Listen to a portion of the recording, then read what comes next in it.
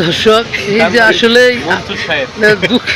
দুঃখের সাথে বলতে চাচ্ছি, এই যে দেখেন ৮,০০০ টাকা এত সিঁদুরের ভিতরে থুইলেও ইঁদুর ছাড় দিচ্ছে না টাকা। এই যে দেখতেই পাচ্ছেন ১,০০০ টাকা নোট, ৮টি টাকা। দেখেন এই যে ভাই দেখতেছে কি অবস্থা করে ফেলছে। দেখেন আসলে রেখে দিয়েছিল সিঁদুরের ভিতরে, সেখানেও মানে সিন্ধুকের ভিতরে সরি ভাই, সিন্ধুকের ভিতরেও ছাড় পেল না টাকা। দেখছেন সব টাকা কেটে কি করছে, ৮,০০০ টাকা এখানে চিন্তা করা যায়। দেখেন এই যে দেখতে পাচ্ছেন বাইরের টাকা রে, টাকাটাও রক্ষা পেল না। হ্যাঁ শালার কপাল, টাকাও শালার ছাড় দিচ্ছে না কিন্তু। কোথায় রেখে শান্তি পাবে মানুষ? বড় লোকের ধন আর পিঁপড়া নাই, আমি ইন্দুরের কাছে গরিব মেশের ধন। শালার কপাল, যে দেখতে পাচ্ছেন ৮,০০০ টাকা। দেখেন কিন্তু রেখে কি করে ফেলে মামলা দেওয়া হবে।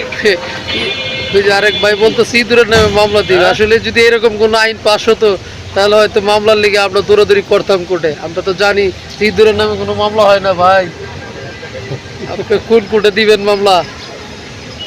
হাইকোর্টে তো বিচার দেয় ইঁদুরের নামে মামলা মানে আছে লোক দোকানে ছিল। জি ভাই ৩৫০০ টাকা দিতে পারবো।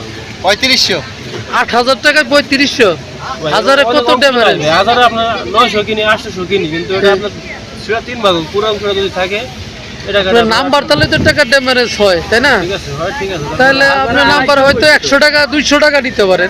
দুইটা নোট ঠিক আছে, এই দুইটা নোট আমার কথা বুঝেন নাই? এটা আপনি দেখেন যদি সিরার টাকা তো সিরা টাকাই। আরেকটু বাড়ান। এত কমে ৮,০০০ টাকা আপনি ৩৫০০ টাকা দিবেন, ৫০০ টাকা ড্যামেজ। যদি থাকতো আপনার ৩ ভাগ হোক ৪ ভাগ হোক, কিন্তু পুরো টাকাটা যদি থাকতো ৮,০০০ যদি ৫০০ টাকা করে ড্যামার আছে, তা তো ৪,০০০ টাকা। তাহলে এটা কোনো কথা? আচ্ছা ঠিক আছে দেন, ৫,০০০ টাকা দিয়ে দাও।